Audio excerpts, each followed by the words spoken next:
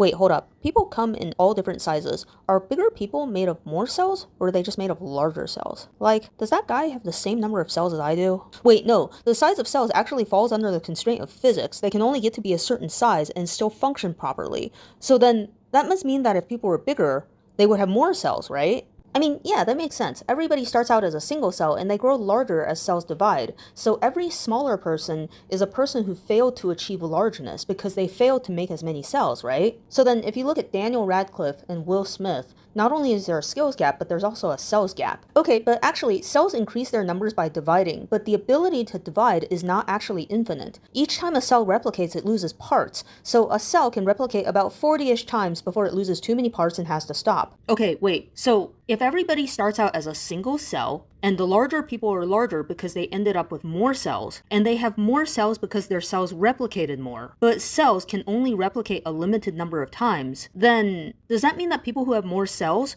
are also closer to their limit than people who have less? Does that mean that people who are taller have shorter lives? Wait, yes they do. Shorter people do tend to live longer on average. Huh, well, okay, but there must be a trade-off to that, right? So wait, if larger people have more cells, like, does it apply everywhere, like uniformly? Do they have more brain cells? And if they do, does that mean they have better cognitive function? Apparently also yes. Huh, okay then. So then does it just scale up in all areas like bone and blood? Okay, let's go back to the example of these actors. Not only is there a skills gap and a cells gap, but there's also a wealth gap. One of them has a way higher net worth than the other. So there's this societal expectation that wealthy people need to be more generous with their money, like donating to charity or helping the less fortunate. Wealthy people get taxed more. But what about the cellularly wealthy? The Southie. Because larger people have more blood, but for some reason blood donation is one size fits all. Like the standard blood donation is 1 liter. So for a 105-pound person, that's 14% of their blood.